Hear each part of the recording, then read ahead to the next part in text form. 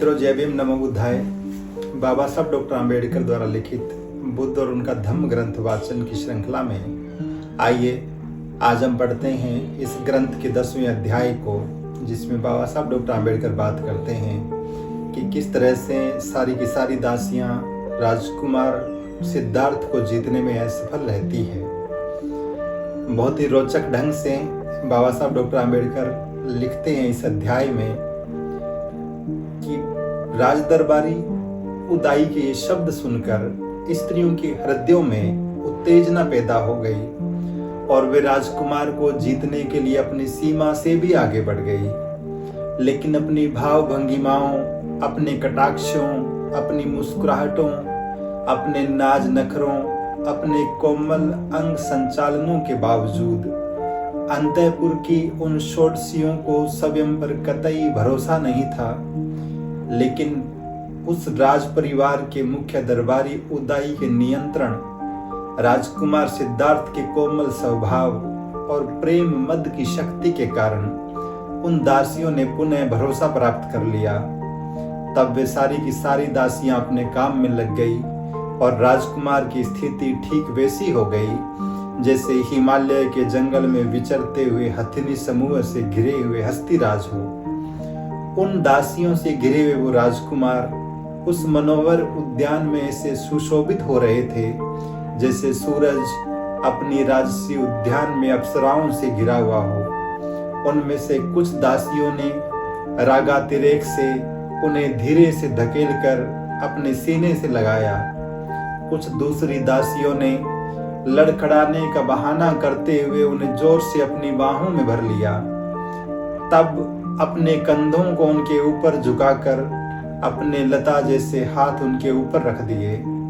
कुछ दूसरी दासियों ने अपने सुरागंध रक्तवर्ण होठों वाले मुख से उनके कान में फुसफुसाया जैसे कह रही हो, मेरी रहस्यपूर्ण बातें सुनो। कुछ दूसरी दासियों ने इत्रों से भीगे वस्त्रों में उन्हें आज्ञा देने की मुद्रा में उनके दोनों हाथों को जोड़कर कहा, श्रृंगार का अनुष्ठान करो। दूसरी कुछ दासियां निलंबरा सुरा से मत होने का बहाना बनाते हुए अपनी जीभ दिखाते हुए खड़ी हो गई और ऐसा प्रतीत हो रहा था कि जैसे रात के समय बिजली कौंध रही हो। कुछ अन्य सुंदरियां सुनहरे घुंघरुओं को छनछनाती इधर उधर घूम रही थी और अपने महीन वस्त्र आवर्त शरीर का प्रदर्शन कर रही थी। एक अन्य दासी हाथ से एक आम की शाखा को पकड़े हुए झुकी और अपने स्वर्ण कलश जैसी छातियों का प्रदर्शन करने लगी। कुछ कमलों के बीच से निकलकर हाथों में कमल लिए कमल नयनों वाली पद्म मुख राजकुमार के पास कमल देवी पद्मा के समान आकर खड़ी हो गई। एक दूसरी दासी ने उचित हाव भाव के साथ सरल अर्थ वाला एक मधुर गीत गाया ताकि वो संयमित राजकुमार भी उत्तेजित हो जाए। उसकी दृष्टि मानो कह रही थी, अरे कुमार, आप किस मोह में पड़े हुए हैं। एक दूसरी दासी ने अपने आभायुक्त मुखमंडल पर अपनी आंखों की बोहों को पूरा तान कर राजकुमार की मुख मुद्रा की नकल बनाई जैसे कि वह नायक की भूमिका निभा रही हो। एक अन्य सुंदरी उभरी छाती और हवा में झूलती बालियों वाली जोर से हंसी के साथ जैसे कह रही हो, आओ, यदि मुझे पकड़ सको तो पकड़ कर दिखाओ।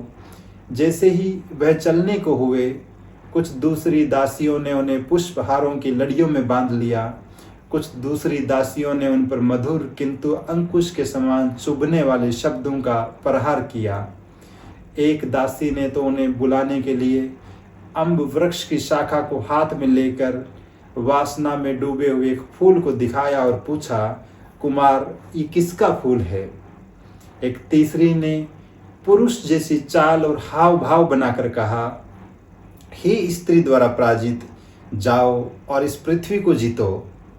फिर एक और दासी ने एक नील पद्म की गंध लेकर अपनी गोल गोल आंखें मटकाते हुए उत्तेजना में कुछ अस्पष्ट शब्दों में राजकुमार को संबोधित किया, स्वामी, मधुगंध पुष्पों से ढके इस अम्ब फल को देखो, जिस पर कोकिला गाती है और ऐसे लगती है जैसे वो किसी सोने के पिंजरे में कैद हो।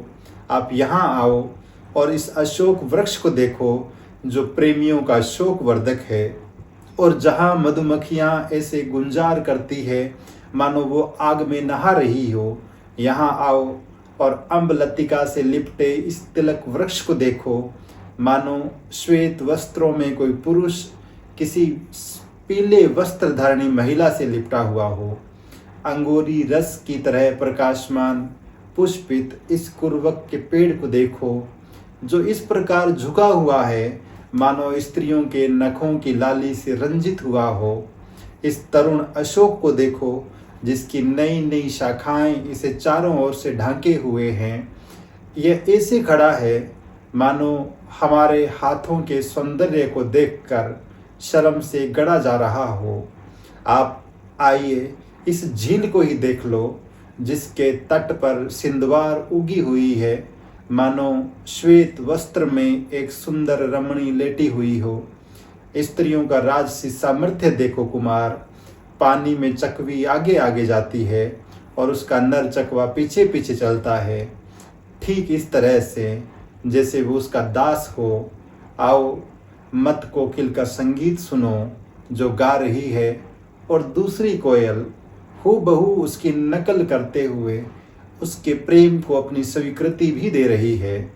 अच्छा होता कुमार यदि वसंत ऋतु में पक्षियों में पैदा होने वाले उन्माद का कुछ अंश आप में भी होता, और ये अपने आप में एक विचारशील व्यक्ति जैसे विचारने होते जो हमेशा ये सोचता रहता है कि मैं खुद कितना बुद्धिमान हूँ। आपकी तरह इस तरह से विचारवान रहते हुए इन प्रेम आसक्त बालाओं ने राजकुमार को हर तरह से घेरने का प्रयास किया। इतना किए जाने पर भी अपने इंद्रियों से सहमित वो सिद्धार्थ राजकुमार न तो पल भर के लिए भी प्रसन्न हुए और न ही पल भर के लिए मुस्कुराए। उनको वास्तविक अवस्था में देखकर राजकुमार ने बिना विचलित हुए एकाग्रचित होकर विचार किया कि इन दासियों में क्या कमी है कि इतनी भी कल्पना नहीं कर सकती कि ये जवानी, ये यौवन अस्थिर है। उनका जो भी सौंदर्य है एक दिन बुढ़ापा उसका नाश कर देगा। इस प्रकार प्रलोभन का ये क्रम बिना किसी परिणाम के कई वर्षों तक चलता रहा। आज की इस वीडियो में इतना ही। इस ग्रंथ की अगली कड़ी लेकर हम फिर उपस्थित होंगे। ये वीडियो आपको कैसा लगा इस बारे में कमेंट बॉक्स में अपनी राय ज़रूर लिखें, और यदि आप इस चैनल को पहली बार देख रहे हैं तो सब्सक्राइब भी करें। आप सबको बहुत बहुत साधुवाद।